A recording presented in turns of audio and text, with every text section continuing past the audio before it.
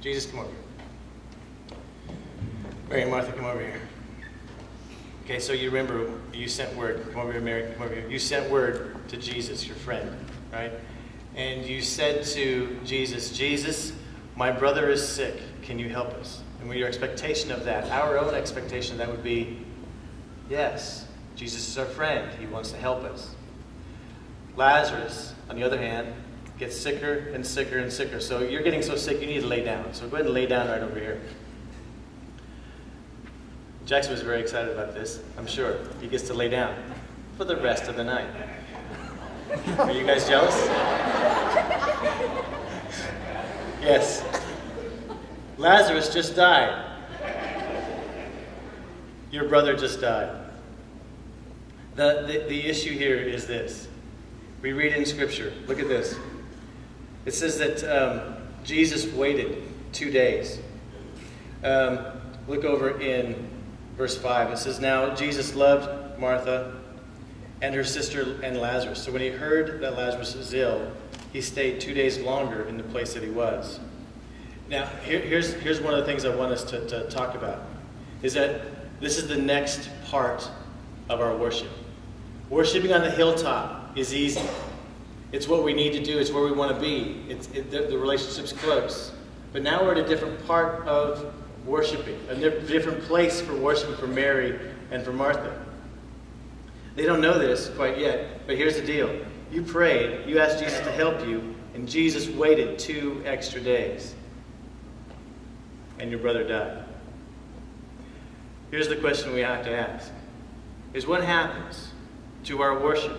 What happens to our trust when Jesus doesn't do what we ask him to do, and especially acts in ways that are contrary to what we want him to do? The request was to heal your brother. You waited 2 extra days. Now we all have this question about why you waited these 2 extra days. Now I don't want you to all focus all your frustration with Drew here, because he's just representing Jesus right here. But we really do have to go to this place here. Go ahead and take your spots back here. Because I want us to focus in on this other person here. Lazarus, who just died. What do we do when the hilltop is now just not threatened, is just not threatened enough now? Now it's to a place to where we are actually down now into a valley, where things don't make sense. When a few years after my wife and I were married, we had our second child. And that second child was sick, and we didn't know it. And she was born, and the doctors told us that she was very, very, very sick. And now we were at this place in the valley, because we were asking Jesus, okay, now wait a minute here. I was in the ministry, we were at seminary, we were doing everything just right. You know, our prayer life was the word you used, is we were caught up, right? Everything was going just fine. And so there really wasn't a fear for us that our child would die. The doctors were telling us some very grim news.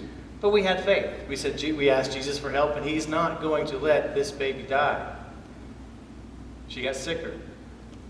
And so we just said, you know what? It's going to get right down to the wire. It's going to get right down the wire, and then it's going to be okay. It's going to be okay, because our friend is Jesus. He's going to do what we're going to ask us to do. And then she died. We were caught in this dilemma. How do you reconcile this? How would Mary and Martha reconcile this? It shows in Scripture what they did. There was this pain that was so deep for them. And I know that you guys have the same kind of stories. I've heard you tell them to me. You've told me about loved ones who die in your own lives. Marriages end. Children stray. There are car accidents. There are houses that catch on fire. There's loss. There's pain. There's a lot of things that you've told me. I am not up here saying that my pain is anything different than yours. Because we all have this pain where we at one time may have asked Jesus, what just went on here?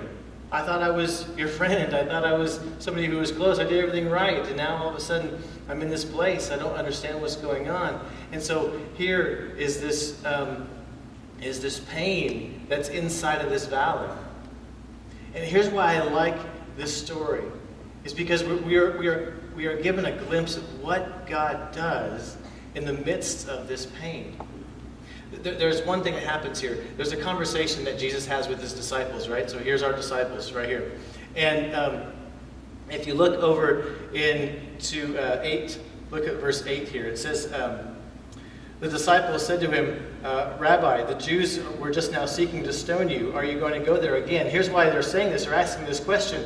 Because now that it's been 2 days later, Lazarus is already dead. Now Jesus says, okay, let's go ahead and go back to Bethany. Well, in order to go there, they have to go through a place they've just been, and it's dangerous now. Their lives are almost threatened. And so here, the disciples are going, wait a minute, this doesn't make sense. Why do you want us to go back to a place where our lives were threatened before? So there's the same kind of question. It's the same kind of question they asked Jesus later on. Jesus, what are you doing? How come you're asking us to do this? And Thomas later on says, all right, well, I guess if we're going to go, let's just go and die. That's what he says. Let's just go ahead and go, and then we'll die. So they had this full expectation that you guys were going to die. So now we not just have Lazarus is dead, we have you guys. And you guys want to do that. Jesus takes that question and he reveals something about himself. And this is what he says. He teaches them. The disciples have this question.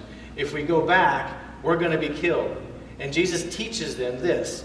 Look at verse 9. It says, Jesus answered, are there not 12 hours in a day? If anyone walks in the day, he does not stumble, because he sees the light of the world. But if anyone walks in the night, he stumbles because the light is not in him. After saying these things, he said to them, our friend Lazarus has fallen asleep, but I go to awaken him. And later on he says, they get confused. And Jesus later says, Lazarus is dead, guys. We're going to go. So what Jesus says to them, this teaching moment, it says, look, okay, there is work to be done. While there is still light, there is still work. And so don't worry about what's going to happen in the night. Don't worry about stumbling, because the light is with us. The light is with you. So here's the teaching for the disciples. They're afraid they're going to die, and Jesus says, I am the light. I am with you. There's still work to be done. Let's go do the work to be done. It's still light. There's no need to be afraid. He gave the disciples enough of himself, enough revelation of himself, of his character, of his love, for the disciples to keep on walking. So we have this point here in this valley where God reveals himself just enough so we can have just enough faith to keep on walking. What about Mary and Martha? What do we do over here? What does Jesus do over here? Well, they have the same kind of questions. Look at verse 21. Verse 21 has Martha. Martha said to Jesus, Lord, if you had been here, my brother would not have died. Now that is a very fair question, honestly. That's a really fair question. It kind of shows this example here that if we were to be there to counsel Mary and Martha, we would say this is an appropriate reaction to have. It is. So in this moment of this questioning of what is this despair, this lament, Jesus, what is going on? How Jesus shares with them and teaches them something, just enough faith, just enough about himself, his character, his love, his concern, so that we can keep on walking in him.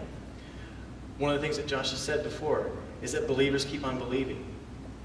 Well, here's the thing about this experience here, is that it's not just because we keep on believing to keep on believing. God gives us enough of his revelation about himself so that we can keep on believing.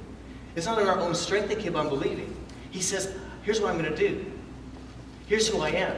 In this valley that we're all in, that the ladies are in, the disciples are in, we're not concerned with Lazarus right now, but so in this valley that we're in, God gives us enough of himself so that we can have the faith to keep on walking. Look what happens with Mary and Martha. Verse 21, 26. Look at verse 26. I went forward here.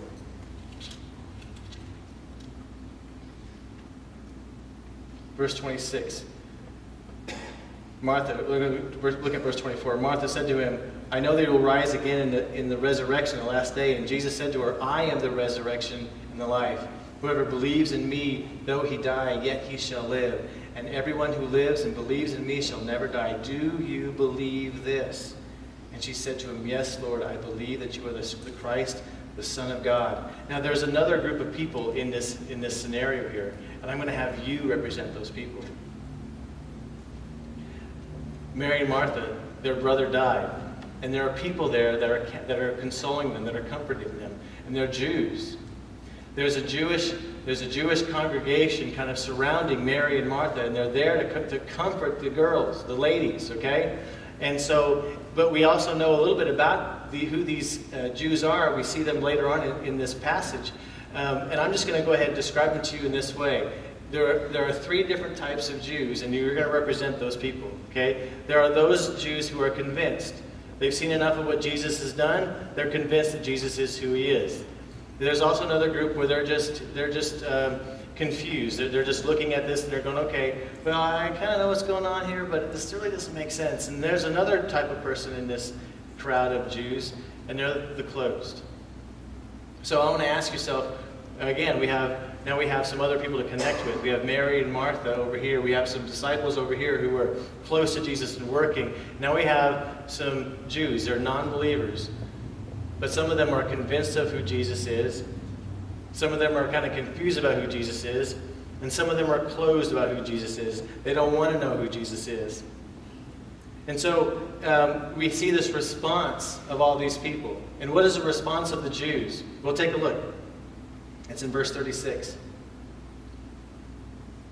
So the Jews said, "See how he loved him, Lazarus." But some of them said, "Could not he who opened the eyes of the blind man also have kept this man from dying?" This is God's response. They're responding to what God has done, what Jesus does to them. And it's the shortest verse in the Bible. Do you guys know it? The shortest one, what is it? It's right here. It's Jesus wept. Jesus showed enough of himself to these Jews to go, whoa, wait a minute here. This guy really does care. This guy really does have a concern. There are some who says, but wait, if he has so much concern, how come he doesn't save him? They saved the blind man, how come he doesn't save him? You see these things going on? These are going on all around Mary and Martha. There's a pain in this valley, but we see God responding to this pain by giving just enough of himself. And that's the principle I want us to take away from this one section right here is this, is that worshiping in the valley means that we stay with God, who is faithful to reveal enough of himself with each one of our steps so that we can continue on believing. That's the principle we want to take away from this.